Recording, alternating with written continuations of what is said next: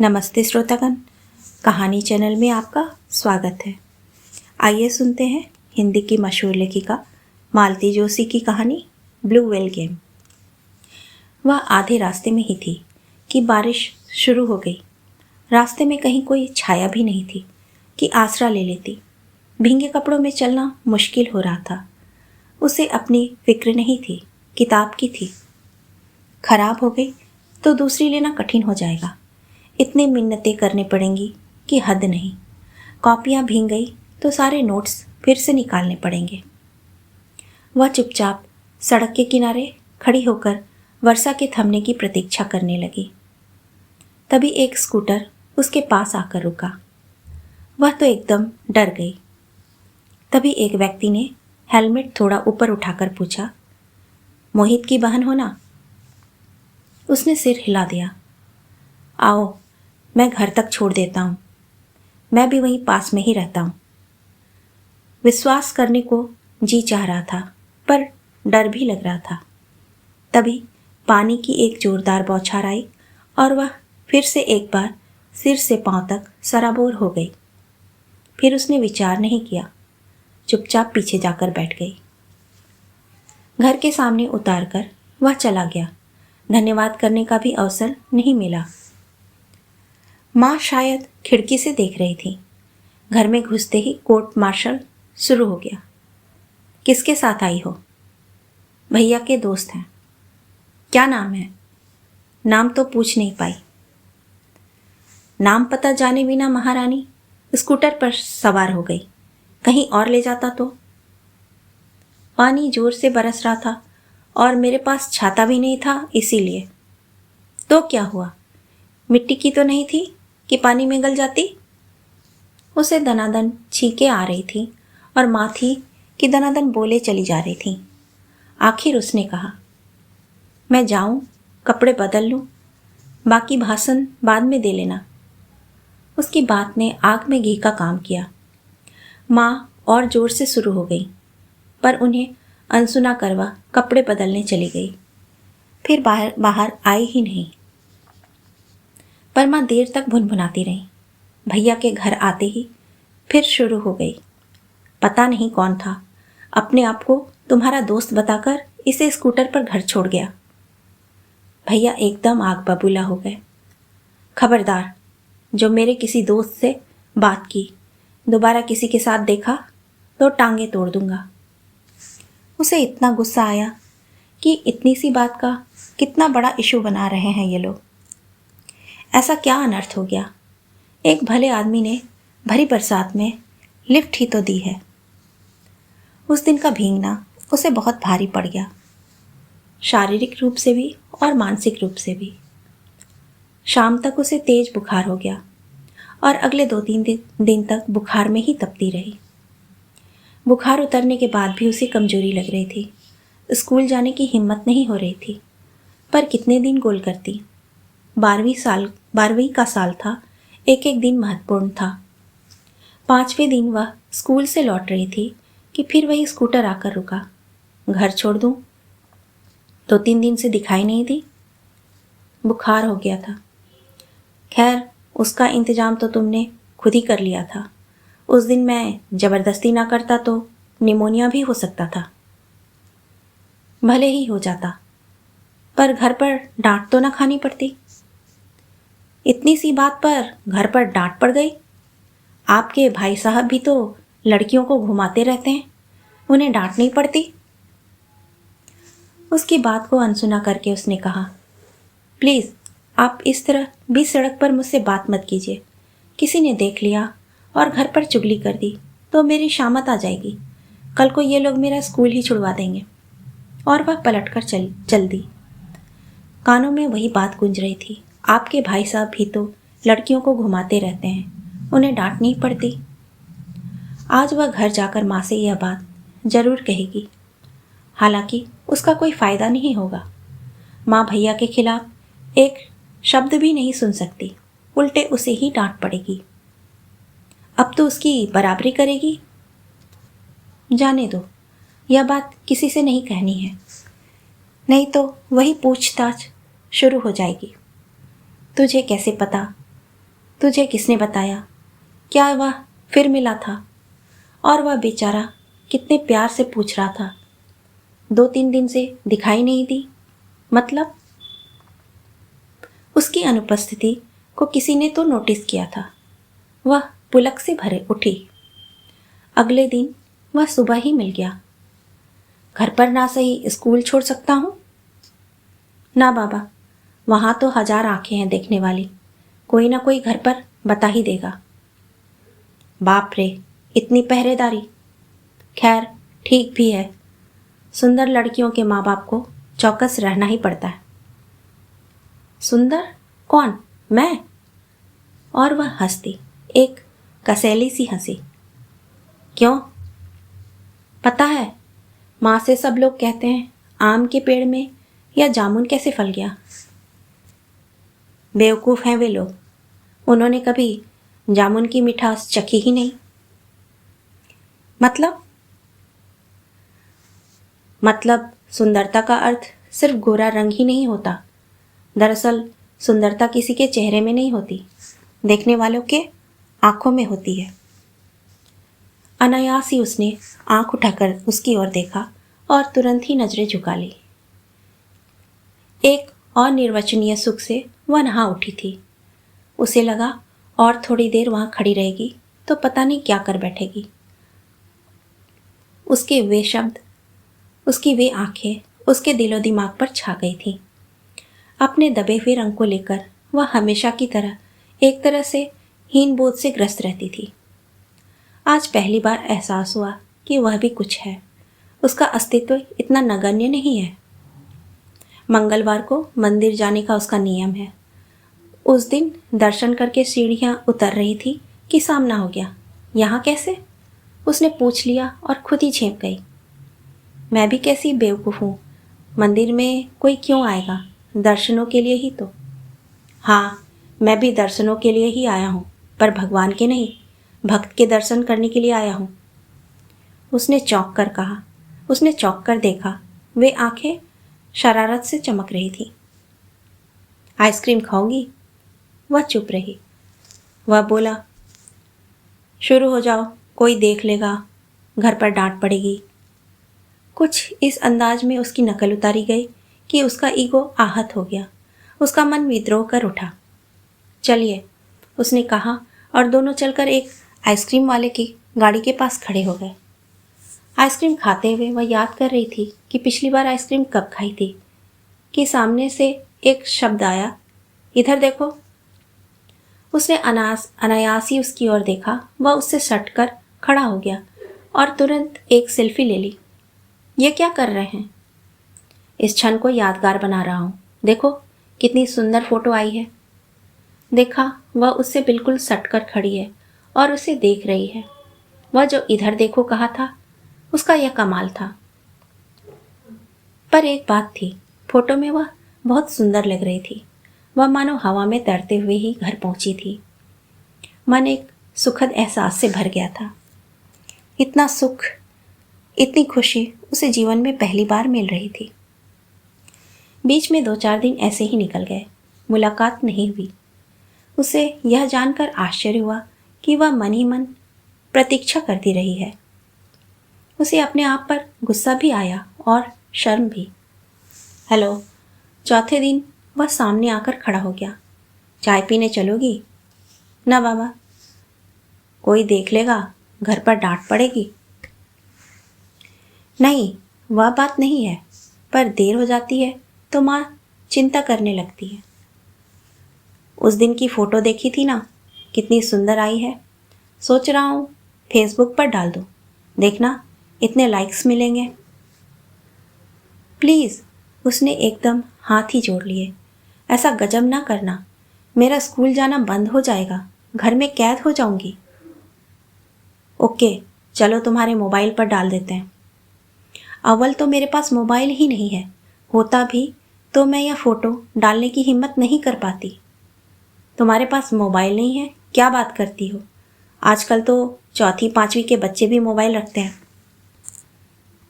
भैया के पास तो है, पर पापा लड़कियों को मोबाइल देने के पक्ष में नहीं है। क्यों? मोबाइल क्या सिर्फ बॉयफ्रेंड को फ़ोन करने के लिए ही होते हैं, उसके और भी उपयोग हैं। कहीं अटक जाओ तो घर वालों को बता सकती हो, कहीं भटक जाओ तो पुलिस की मदद ले सकती हो। हमारे घर वाले इस बात को नहीं समझते हैं ना। तो फ्रेंड, चलो आओ चाय पीते हैं, माइंड फ्रेश हो जाएगा। उसने इनकार नहीं किया। वह सामने वाले को नाराज़ नहीं करना चाहती थी। चाय पीते समय भी उसे इस बात की फिक्र नहीं थी कि कोई देख लेगा। फेसबुक का डर उसे खाए जा रहा था। मैं आपसे फिर रिक्वेस्ट करती हूँ, वह तस्वीर फेसबुक पर मत डालिएगा, नहीं तो गजब हो जाएगा। तुम्हारा स्कूल छूट जाएगा, यही ना? मेरा जो होगा सो होगा, पर भैया आपको भी नहीं छोड़ेंगे, बहुत खूंखार हैं। तो मैंने क्या चूड़ियाँ पहन रखी हैं? ईंट का जवाब पत्थर से देना जानता हूँ। अपने भाई से कहना मुझसे पंगा ना ले। अगर लड़ने भिड़ने मेरे दरवाजे आया तो जिंदा वापस नहीं जाएगा। सर से पांव तक वह कांप उठी। चेहरे पर हवाइयाँ उड़ने लगी। लाख दुर्दांत सही, वह उसका इकलौता भाई है। उसे कुछ हो गया तो अपने आप को वह कभी माफ़ नहीं कर सकेगी। अगर जिंदा रही तो पहले भैया उससे ही निपटेंगे। रात भर वह बड़ी बेचैन रही। कल तक जो एहसास बड़ा लुभावना और रोमांचक लग रहा था, आज एकाएक डरावना लगने लगा। उसे लगा परिवार की लक्ष्मण रेखा लांघ कर उसने अच्छा नहीं किया। माँ डांटती है, भैया धमकाते हैं, तो उसके पीछे कोई कारण तो होगा। उन्होंने मुझसे ज़्यादा दुनिया देखी है। वह बिना वजह जोश में आ गई थी। जिस व्यक्ति का नाम भी नहीं जानती, उसके साथ आइसक्रीम खाने चली गई, चाय पीने चली गई, और तो और उसके साथ सेल्फी भी। अब डर लग रहा है, उसने सचमुच फेसबुक पर डाल दिया तो वह कहीं की नहीं रहेगी। पापा का तो हार्ट फेल ही हो जाएगा, और भैया पर क्या गुजरेगी। इसकी कल्पना से उसकी रूह कांप उठी। अपने मन की बात किसी से कह पाती तो शायद कुछ राहत मिलती, कोई राह भी मिलती। पर कहे तो किससे कहे? सहेलियों से कहने का मतलब अपना माहौल उड़ाना है। एक से दूसरी तक होते हुए बात पूरे स्कूल में फैल जाएगी, और उसका अंतिम रूप पता नहीं क्या होगा। छोटी बहन बगल में सो रही थी, पर उसे कहने का सवाल ही नहीं उठता। पूरी लाउड स्पीकर है। अभी आधी रात को ही माँ को जगाकर सारी रामायण सुना देगी। घर में कोहराम मच जाएगा। अच्छा है कि उसका स्कूल दूसरा है और वह बस से जाती है, नहीं तो अब तक घर वालों को सारी कहानी पता चल गई होती। शायद वह अच्छा ही होता। तबीयत का बहाना बनाकर वह 2 दिन स्कूल नहीं गई। तीसरे दिन उसने रास्ता बदल दिया, और टाइम भी। माँ से कह दिया शाम को एक्स्ट्रा क्लासेस हैं। उस बहाने आज एक सहेली के घर, कल दूसरी सहेली के घर देर तक रुकी। पर ऐसा कब तक चलता? एक दिन सामना हो ही गया। वह अनदेखा कर चली जा रही थी कि वह सामने आकर खड़ा हो गया। हमसे मुँह छिपा रही हो, नजरें चुरा रही हो, ये लुका छिपी किस लिए भाई? सॉरी, मैंने आपको देखा नहीं। तो अब देख लो, नज़र उठाकर देख लो, जी भर के देख लो। उसकी नज़र उठी तो, पर वह डर गई थी। कहीं उसने फिर से फ़ोटो ले ली तो? क्या बात है, आज बहुत एटीट्यूड दिखा रही हो। नहीं तो, उसने कहा, पर वह बहुत डर गई थी। एटीट्यूड तो आज वह दिखा रहा था जिससे घबराहट हो रही थी। देखो, हम दोस्त हैं और दोस्त रहेंगे, तो कल शाम में मिलते हैं 4 बजे। क्यों? क्यों? उसका स्वर कांप रहा था। काम है, कल बताऊंगा। तो 4 o'clock शार्प, समझ गई ना? ना आ पाऊँ तो? ना आना, तुम्हें बहुत महंगा पड़ेगा। ओके, चलता हूँ। यह तो सरासर धमकी थी। रात भर वह करवट बदलती रही, सोचती रही, पर समस्या का कोई हल ही सामने नहीं आ रहा था। क्या करे वह? घर वालों से कहे, पुलिस में रिपोर्ट करे, या पंखे से लटक जाए।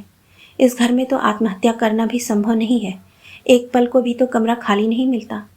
पता नहीं रोज रोज इतनी लड़कियां फांसी कैसे लगा लेती हैं। आजकल घर में घासलेट तो होता नहीं है। भैया की गाड़ी से पेट्रोल निकाल कर अपने ऊपर छिड़क ले तो। पर हिम्मत नहीं हो पा रही थी। कभी अनजाने में गरम पतीली या तवा छू जाता है तो प्राण निकल जाते हैं।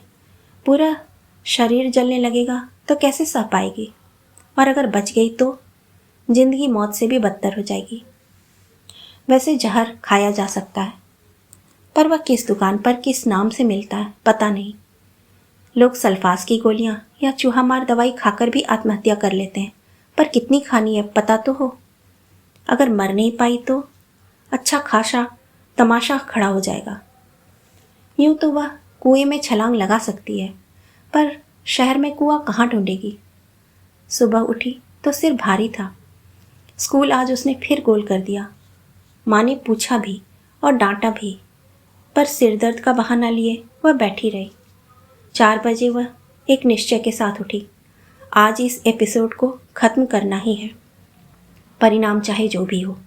उसने माँ से कहा कि वह सहेली के यहाँ नोट्स लेने जा रही है और माँ की अनुमति की प्रतीक्षा किए बिना ही चल पड़ी।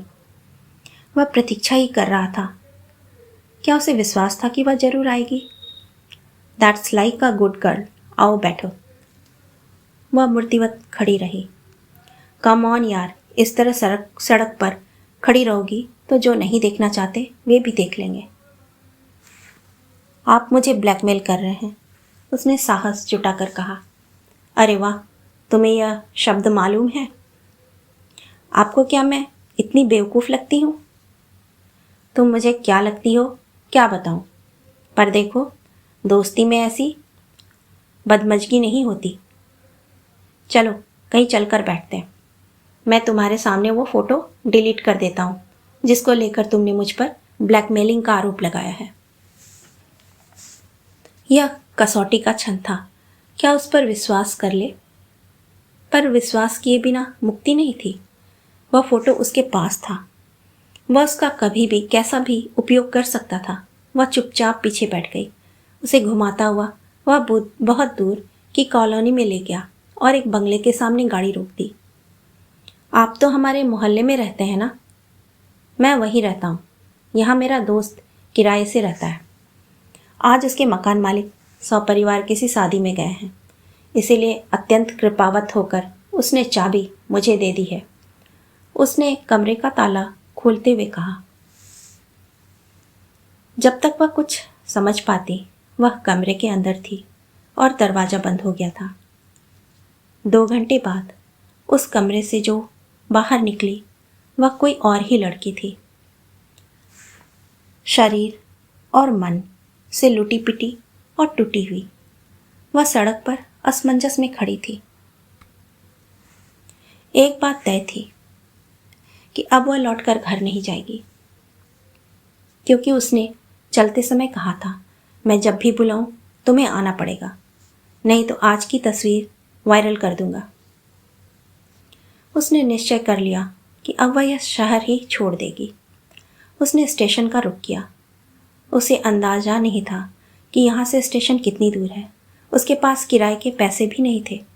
पूछते पूछते, गिरते पड़ते वह किसी तरह पहुँच ही गई।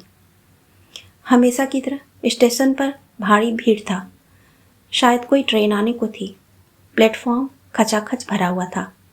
उसे लगा किसी से पूछ ले कि कौन सी गाड़ी है, कहाँ जा रही है, या फिर उसे लगा कि उसके प्रश्न पर लोग उसे शक की नज़र से देखेंगे। उसके पास कोई सामान भी नहीं है। वैसे भी क्या फ़र्क पड़ता है, उसे तो जाना है।